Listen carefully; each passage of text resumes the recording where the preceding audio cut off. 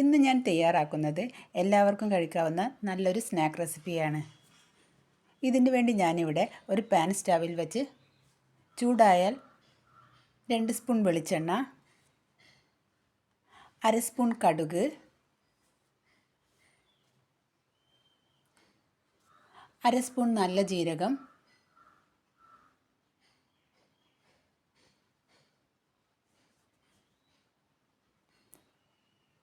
ചെറിയ കഷ്ണം ഇഞ്ചി ചെറുതായി അരിഞ്ഞത്, ഒരു വെളുത്തുള്ളി ചെറുതായി അരിഞ്ഞത്,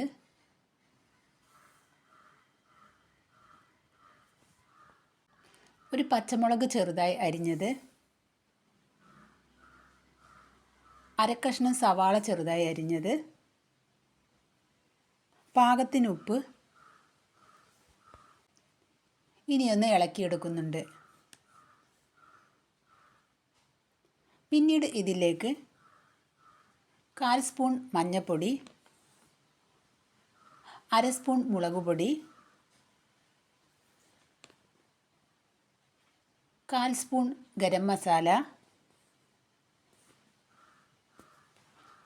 1/2 സ്പൂൺ കുരുമുളക് പൊടി, പച്ചമണം മാറുന്നത് വരെ ഒന്ന് വഴറ്റിയെടുക്കാം.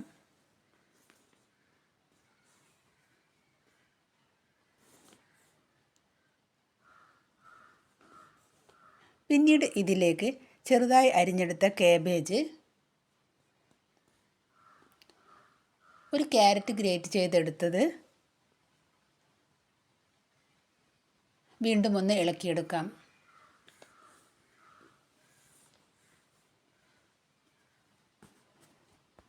ഇനി സ്റ്റൗ ഓഫ് ചെയ്യുന്നുണ്ട്. ഞാനിവിടെ 2 കപ്പ് ഇഡ്ഡലി ദോശയുടെ മാവ് എടുക്കുന്നുണ്ട്. ദോശ ചുട്ട് കഴിഞ്ഞ ശേഷം ബാക്കി വന്ന മാവാണിത്. ഈ മാവിലേക്ക് ഒരു നുള്ള് സോഡാപ്പൊടി ഇട്ട് കൊടുക്കുന്നുണ്ട്.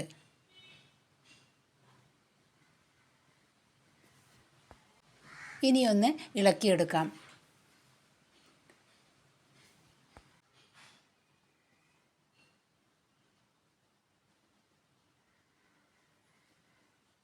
പിന്നീട് ഈ മാവിലേക്ക് വഴറ്റിയെടുത്തത് ഇട്ട് കൊടുക്കുന്നുണ്ട്.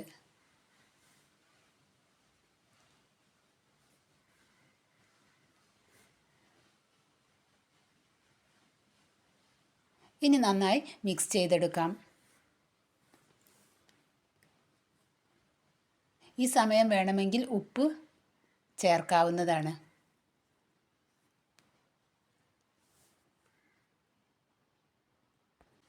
പിന്നീട് പാൻ ചൂടായതിനു ശേഷം 2 സ്പൂൺ നെയ്യോ ഓയിലോ ഒഴിച്ചു കൊടുക്കാവുന്നതാണ്.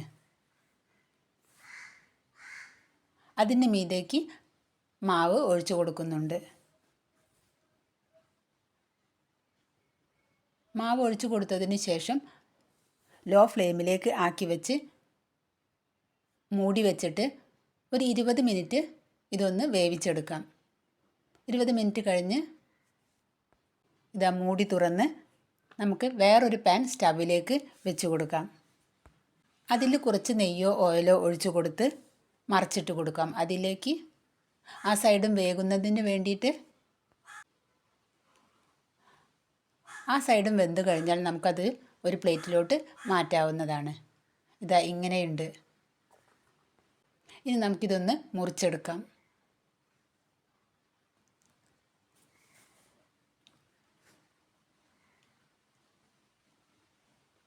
ഇതാ മുറിച്ചെടുത്തിട്ടുണ്ട്.